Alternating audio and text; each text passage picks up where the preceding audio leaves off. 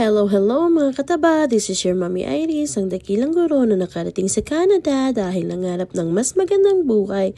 For today's video mga kataba, so ayan, papakita ko sa inyo ang mga ganap namin at mga kung saan kami pumunta nung 1st of July or Canada Day.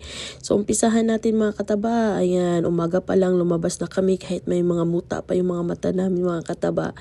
So joke lang mga kataba, no? So ayan, alas 8 pa yun ng umaga mga kataba at kahit umuulan, sumugod pa rin kami doon sa Wascana Park. Kasi nga na meron daw free breakfast, Canadian breakfast mga kataba. So actually, last year meron din kaso lang hindi ko siya naabutan dahil late na akong pumunta ng Wascana at narinig ko sa mga kambal masarap daw yung kanilang sausage ko. Gusto kong matry mga kataba kasi sabi nga nila parang hindi daw siya available sa mga super grocery store kaya ayan, sumugod talaga ako para matikman yun. So, ayan na ngayon yung parliament ng Regina mga kataba dito sa Saskatchewan. At napapansin nyo marami na siyang mga food cart or food car. So, wala pa masyadong mga tao dyan sa bandang dyan kasi nga umuulan. Pero, doon banda sa mga nagsiserve ng free breakfast ay medyo may mga tao na. So, dyan mga kataba, no, yung mga pinapakita ko, yan yung mga food cart. Nagbebenta ng mga kung anong mga pagkain. May Indian, Filipino, Canadian, like hot dogs, burgers, at kung ano-ano pa. So, ayan, papunta kami doon sa pinakadulo para pipila ng breakfast. So, ganyang mga oras mga kataba is wala pa masyadong pa-game. So, expected ko na meron na sana. Kaso lang umuulan siya, kaya wala masyado. Pero last year mga kataba, sobrang init. Kaya ang daming tao umaga pa lang. So, ayan na nga at papunta na kami doon sa may parang stadium nila. Kasi nandoon yung free breakfast. So, dyan mga katabano, dyan yung location na sinasabi ko kung saan ang mga tao ay pumipila. At dyan sa may stage na yan dahil dyan yung namimigay ng free breakfast. Free Canadian breakfast. So, napapasin nyo no, kahit umuulan, ayan, may mga nakapila na actually. At dyan sa location na yan mga kataba, maraming mga stall dyan na may nagpapagames at mga nagbibigay ng mga freebies. Pero sa ngayon mga kataba dahil sa umuulan, wala pa masyadong nakikitang bukas na mga stall.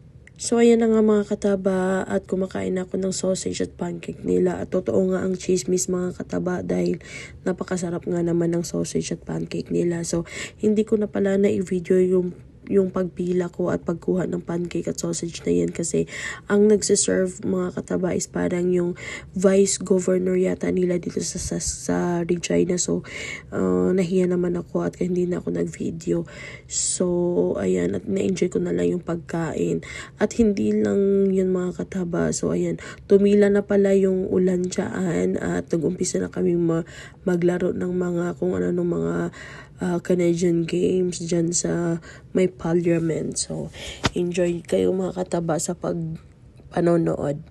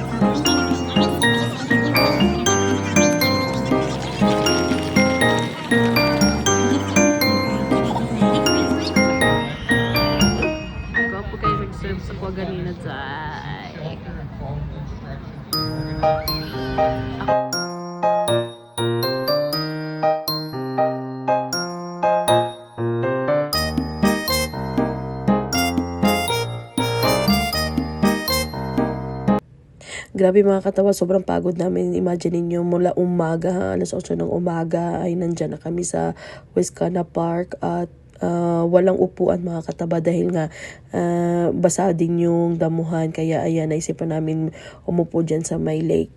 At habang kami ay nakaupo, naisipan namin pumunta sa ibang lugar naman kung saan meron din mga ganap. Kaya ayan, nag-bus lang kami mga kataba at naisipan namin pumunta sa governor's house. So dali-dali kami pumunta ng bus stop dyan.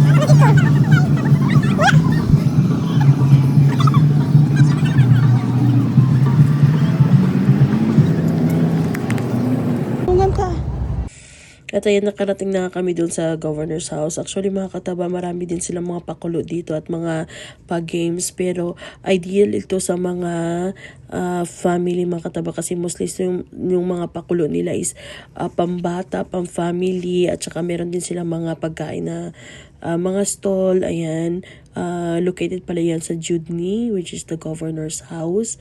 Open siya for public or baka inopen lang nila dahil Canada Day nga. So first time ko din pumunta dyan. Naka-post lang siya sa Facebook page, kaya kami pumunta dyan at makiisyoso kung ano yung mga pa-games nila dyan. So more on mga pambata, mga kataba. So ideal talaga siya. Yung mga pumupunta dyan is may mga family or may mga anak na dala. So ayan.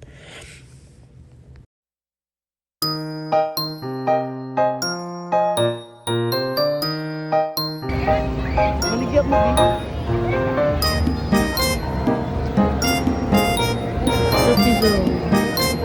May natagal ng popcorn guys. Libre lang.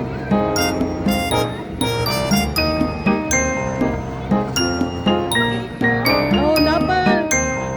Akato kay dako to, Zion na sa Zion. Zion ka na, oh, dako kayo.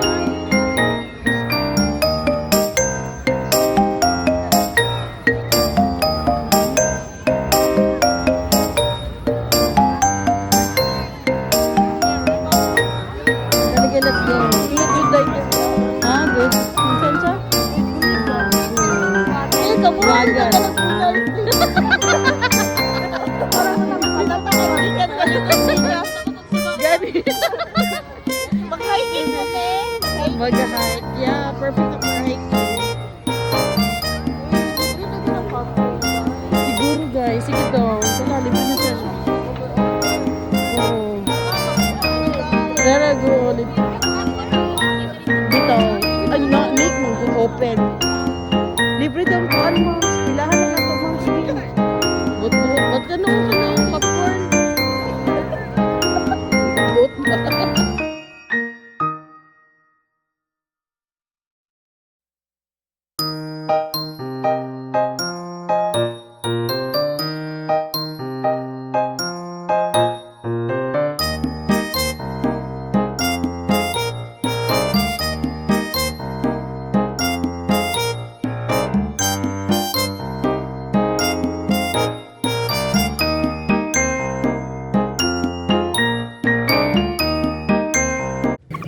At grabe talaga mga kataba, wala talagang kapaguran. Umuwi lang kami saglit para magpahinga saglit. At ayan, nagkayayaan na naman nung lumabas.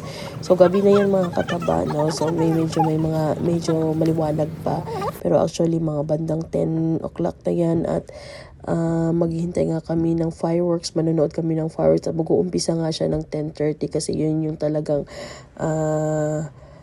sunset na. Yung padilim na yan mga kataba, 10 o'clock na yan, at papunta kami ng lake, then doon yung fireworks display nila. So grabe, sobrang whole day talaga, sobrang pagod namin dyan. Whole day talaga kami naglakad. Ayan na naman, naglalakad na naman sa gabi.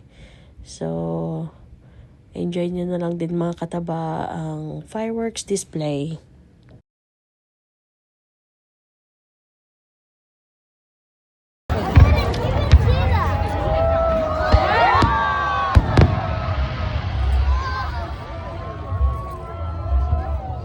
Sugod na.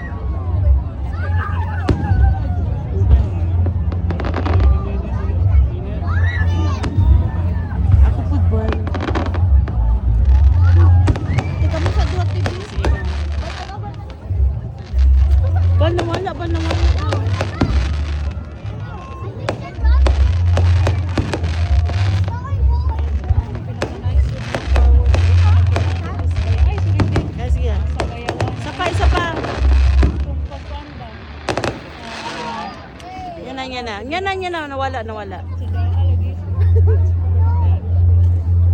Uy, pinagyan ako mo. Iya ka nang sunod-sunod yung ba? Naka-night mode ni Bal. Tara ba ka na, Bal? Go.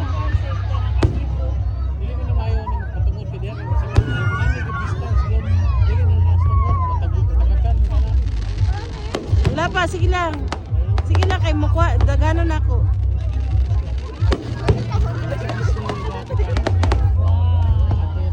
Ako bal.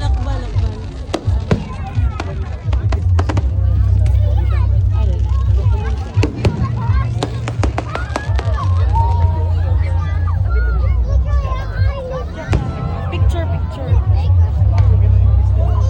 Okay.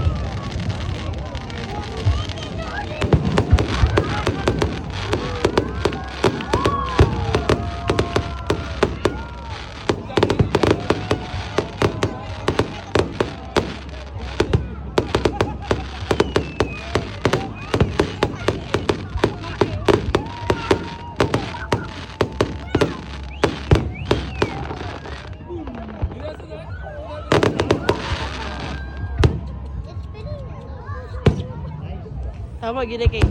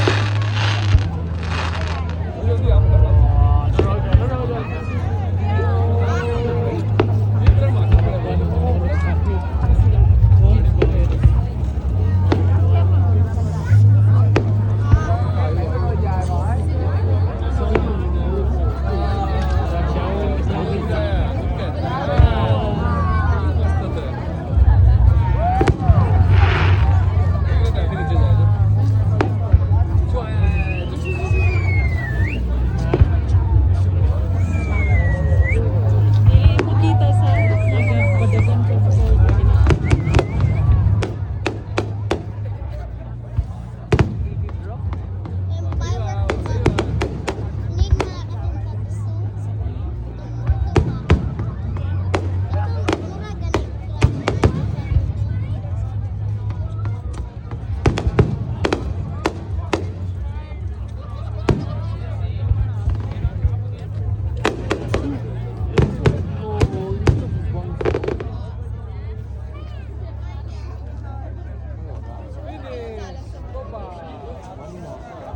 Ano na, 30 minutes na.